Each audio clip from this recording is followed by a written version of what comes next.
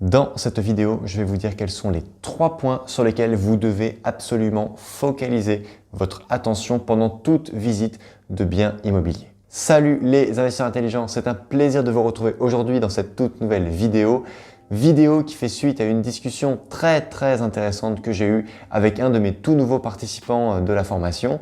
Et alors, il m'a expliqué un petit peu ce qui s'était passé pour lui dans son passé. C'est qu'il avait acheté un investissement qu'il pensait être rentable, sauf qu'en fait, en location nue, il avait un turnover d'environ 1,5 à 2 par an. Il avait des locataires qui restaient au maximum 8 mois dans le logement et qui ne restaient pas plus. Et il ne comprenait pas pourquoi il y avait en fait une telle rotation de locataires dans son logement. Et en fait, il est apparu que les locataires étaient asphyxiés par les charges de cet appartement. C'est un appartement d'une centaine de mètres carrés qui était uniquement chauffé avec du chauffage électrique, mais chauffage électrique avec radiateur bas de gamme et qui avait en plus une très mauvaise isolation et les locataires avaient environ 200 € par mois de frais d'électricité. Lorsque vous faites payer pour un logement comme ça un loyer de 800 € et que au-delà de ces 800 €, il faut rajouter 200 € mensuellement juste pour le poste électricité, eh bien, vous faites fuir les locataires tout simplement. C'est donc le premier point de vigilance sur lequel je souhaite attirer dans cette vidéo votre attention. Faites attention au type de chauffage de l'appartement parce qu'une fois que vous allez acheter l'appartement, en fonction du chauffage actuel, de la technique qui a été utilisée lors de la conception de l'appartement, il ne va pas forcément être très simple de changer de type de chauffage. Donc premièrement, il y a ce type de chauffage avec des radiateurs bas de gamme 100% électriques, ce que j'appelle des grippins parce que c'est vraiment la même configuration qu'un grippin électrique. Ce sont les types de chauffage qui vont être les plus coûteux en termes de consommation énergétique. Ils sont vraiment à éviter et si vous n'avez pas d'autre choix que de prendre ce type de radiateur indépendant, mettez au moins des radiateurs programmables qui vont au moins fonctionner sur les heures creuses à des heures où l'électricité est déjà moins chère. Ensuite, vous avez les chauffages au gaz. Alors attention au chauffage au gaz. Ce que je vous préconise, moi, dans les logements que j'ai, c'est ce que je fais, les logements que j'ai et qui ont un chauffage gaz, c'est que je prends à ma charge les frais de contrat d'entretien de la chaudière. Pourquoi? Parce que je ne veux pas laisser cette charge au locataire qui, s'il oublie de faire l'entretien de la chaudière, peut potentiellement mettre le feu à l'immeuble. Je ne veux pas. Donc, en fonction de là où je possède un immeuble ou un appartement, je connais un chauffagiste qui va une fois par an faire le réglage de la chaudière, qui va changer peut-être un brûleur, qui va vérifier que les capteurs fonctionnent.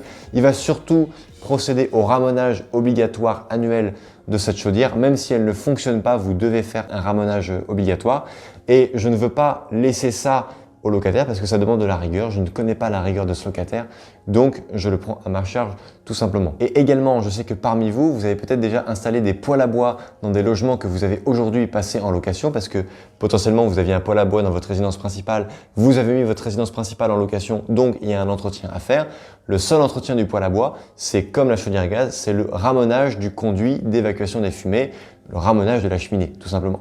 Donc, faites-le à votre charge. Vérifiez bien parce que si demain votre maison brûle et que vous n'avez pas fait le ramonage de cette cheminée pendant les 1 an qui précèdent, votre assurance vous dira, écoutez, désolé, mais dans notre police d'assurance, c'est écrit que si le feu part de la cheminée et que celle-ci n'a pas été ramonée, que vous n'avez pas une facture à l'appui pour le prouver, c'est niet, c'est zéro.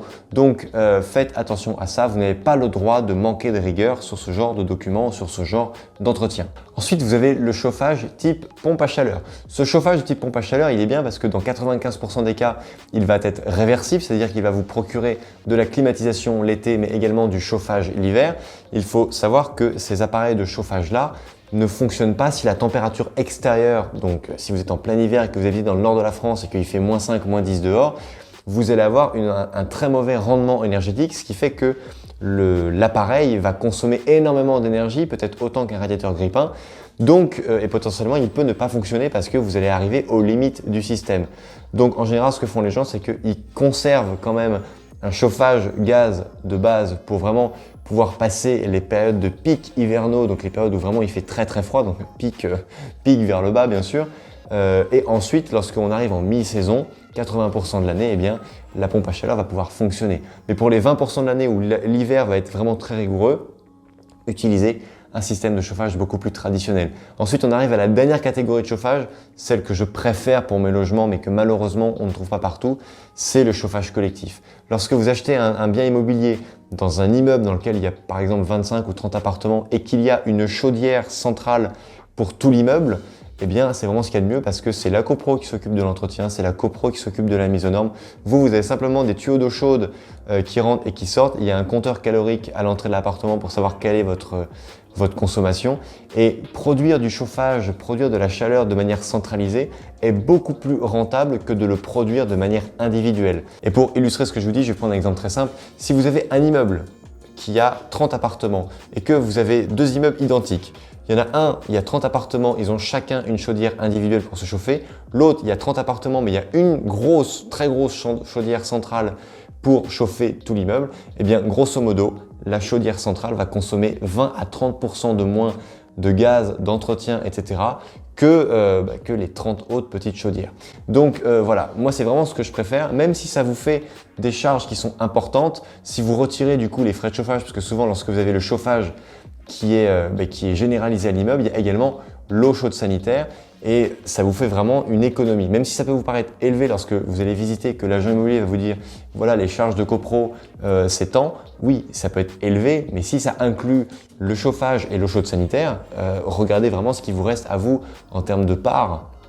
La part qui est redevable par le propriétaire et ça peut être vraiment une opération très intéressante. Donc ne fuyez pas devant les copros qui offrent le chauffage et l'eau chaude sanitaire parce que ça peut vraiment être intéressant au final. Deuxièmement, je regarde aussi l'isolation, je regarde surtout le double vitrage parce que si vous achetez un appartement qui n'a pas de double vitrage, ça peut vous coûter assez cher. On peut compter entre 1500 et 2000 euros par fenêtre. Si c'est une petite fenêtre simple, vous pouvez tomber à 500, 600 euros. Alors c'est beaucoup moins cher de le faire aujourd'hui que de le faire avant parce que vous avez des crédits d'impôt complets par rapport à ça. Il y a vraiment, tous les constructeurs se sont mis à faire des fenêtres sur mesure pour justement que ça puisse matcher avec tous les types de logements et d'habitations. Mais entre nous, ça ne sert à rien de mettre un chauffage qui est performant, qui est économique, si c'est pour être dans un appartement, dans un logement qui est une véritable passoire thermique, parce qu'il y a du simple vitrage, parce que vous êtes sous un comble qui n'a aucune isolation. Si vous n'avez aucune isolation des autres murs, d'ailleurs j'en viens, c'est le point suivant que j'avais noté, regardez l'isolation des combles. Aujourd'hui, vous pouvez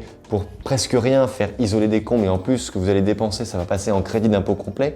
Donc regardez parce que si vous avez des combles et vous avez admettons le plafond en plâtre, lambrissé, plus des combles dans lesquels il n'y a aucune isolation, c'est presque comme s'il y avait des fenêtres qui étaient ouvertes. C'est comme si vous chauffiez les petits oiseaux. Donc c'est vraiment de l'énergie qui est perdue.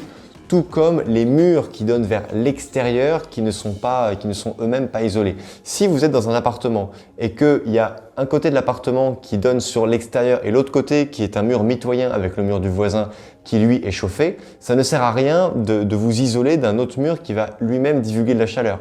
En revanche, si vous êtes dans une région de France qui est plutôt froide l'hiver et qui est, comme toutes les régions de France, qui donne directement sur l'extérieur, là vous avez tout intérêt à venir calorifuger, donc mettre un isolant thermique pour justement permettre d'éviter les déperditions énergétiques de l'intérieur vers l'extérieur.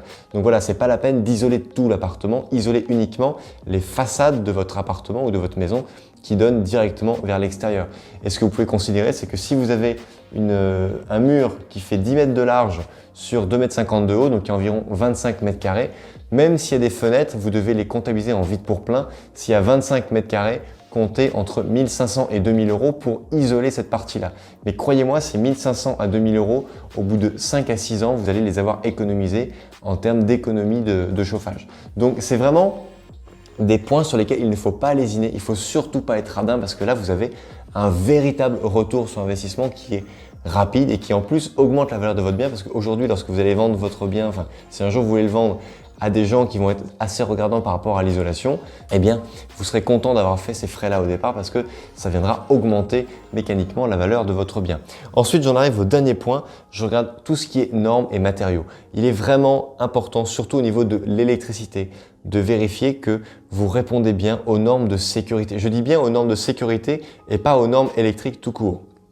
Aujourd'hui, lorsque vous faites un nouveau logement, on demande à ce qu'il y ait des prises RJ45 pour pouvoir mettre Internet quasiment dans toutes les pièces de la maison, sauf peut-être les toilettes. Mais si vous faites de la rénovation, je veux dire, il ne peut pas y avoir d'accident avec votre locataire s'il n'y a pas de prise RJ45 dans le salon ou dans une chambre. S'il y a une prise RJ45 dans le salon pour qu'il puisse y connecter une box internet, ça suffit amplement. En revanche, qu'il y ait les bons disjoncteurs pour les prises électriques de la salle de bain, qu'il y ait bien les prises de terre de partout, oui, ça c'est vraiment important parce que s'il y a une électrisation ou pire, une électrocution de votre locataire, ça peut vous retomber dessus. Donc faites attention à ça. Lorsque vous allez acheter le bien immobilier, il va y avoir le diagnostic électrique du bien. Remettez tout aux normes et refaites passer un diagnostiqueur pour qu'il vous fasse un diagnostic en disant oui c'est bon monsieur Dupont, votre appartement il a été entièrement remis aux normes, vous pourrez fournir ce nouveau diagnostic à votre locataire qui sera complètement sécurisé parce que lorsque vous êtes comme moi par exemple, que vous êtes un jeune papa avec 2 jeunes enfants qui peuvent potentiellement mettre les doigts dans les prises etc, vous êtes rassuré de savoir que tout simplement que l'appartement répond à toutes les dernières normes en matière de sécurité électrique. Ensuite, je regarde également tout ce qui est amiante. Même si entre nous, l'amiante, faut pas non plus répondre à la psychose ambiante, l'amiante, c'est dangereux si c'est abîmé. Mais en même temps, si vous rénovez l'appartement et que ça vous coûte rien de retirer un sol PVC qui est bourré d'amiante ou de retirer des dalles de faux plafond qui sont pleines d'amiante, etc., faites-le tout de suite parce que à la revente, ça risque de coincer un petit peu parce que voilà, si votre bien est bourré d'amiante, le potentiel acheteur qui se présentera pour être le nouvel acquéreur de ce bien-là risque de ne pas aimer. Ensuite, j'avais noté le plomb, il y en a en général dans les peintures intérieures des très vieux appartements. Mais comme de vous à moi, je sais que vous allez repeindre complètement cet appartement et que vous allez le rénover de fond en comble, il n'y aura plus de plomb après vos travaux. Il peut y avoir du plomb dans les peintures extérieures parce que ça augmente la résistance aux intempéries. Mais aujourd'hui, on ne va pas se voiler la face. Aujourd'hui, lorsque vous marchez dans Paris ou dans n'importe quelle grande ville de France et que vous avez des barreaux aux fenêtres, des rez-de-chaussée, donc vous, en tant que piéton, vous êtes sur le trottoir et vous avez des barreaux en fer forgé qui sont peints en noir, faut pas s'étonner, ces peintures-là sont bourrées de plomb. Les peintures des portes d'entrée sont bourrées de plomb parce que lorsque vous avez les gouttes d'eau qui tombent lorsqu'il pleut, si vous n'avez pas de plomb dans ces peintures-là, ça n'est pas très résistant. Donc aujourd'hui, on fait de nouvelles peintures, mais si les barreaux des fenêtres ou la peinture de la porte n'a pas été refaite depuis 10 ans, vous pouvez être certain qu'il y a du plomb à l'intérieur. Retenez que l'amiante, c'est dangereux si vous l'inhalez, le plomb, c'est dangereux si vous l'ingérez. C'est pour ça, avant, on faisait vraiment la guerre à tout ce qui était canalisation en plomb parce que dans le temps, pour amener l'eau courante dans les appartements, c'était de l'eau qui passait dans des tuyaux en plomb. Donc vous attrapiez une maladie qui n'existe quasiment plus aujourd'hui, qui est ce qu'on appelait le saturnisme, qui donnait des gros maux de tête, mais qui pouvait aussi provoquer la mort à très très haute dose. Aujourd'hui, ça n'existe plus, il y a quasiment plus d'appartements, même dans les logements très très anciens. Les évacuations sont en plomb, mais les arrivées d'eau potable ne sont plus du tout en plomb. Et chers amis, dites-moi dans les commentaires de cette vidéo quels sont les points sur lesquels vous portez votre attention. Énumérez-les s'il vous plaît en commentaire sous cette vidéo parce que je sais que ça aidera la communauté toujours grandissante des investisseurs intelligents à pouvoir de mieux en mieux préparer leur visite terrain. Chers amis, cette vidéo est terminée, j'espère qu'elle vous a plu. N'hésitez pas à la liker, à vous abonner à la chaîne, à la partager si vous pensez qu'elle peut aider des amis, des groupes Facebook ou n'importe quoi. Et surtout, n'oubliez pas que crise ou pas crise, on fait la route ensemble. À bientôt dans une prochaine vidéo. Ciao.